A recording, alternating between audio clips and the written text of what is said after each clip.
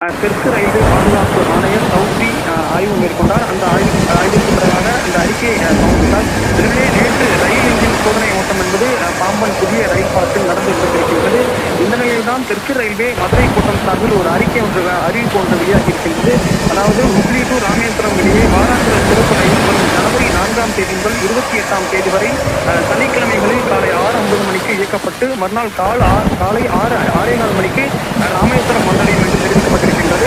அதேபோல ராமேஸ்வரம் ரயில் நிலையத்திலிருந்து ஹுப்ளி வாராந்திர சிறப்பு ரயில் என்பது ஜனவரி 5ஆம் தேதி முதல் ஜூன் 29ஆம் தேதி வரை ஞாயிற்றுக்கிழமைகளில் இரவு 9 மணிக்கு ராமேஸ்வரம் ரயில் நிலையத்திலிருந்து புறப்படும் என்று தெரிவிக்கப்பட்டிருக்கின்றது. இதனிடையே சுமார் 535 கோடி செலவில் புதிய பாம்பன் பாலம் கட்டப்பட்டு 100% பணிகள் நிறைவேற்ற நிலையில் டிசம்பர் மாத இறுதியில் அல்லது ஜனவரி முதல் வாரத்தில் புதிய பாம்பன் பாலம் திறக்கப்பட வாய்ப்பிருப்பதாக தகவல் வெளியாகியிருக்கிறது. இது குறித்த கூடுதல் விவரங்களை வழங்கியமைக்கு நன்றி ஹரிகிருஷ்ணன்.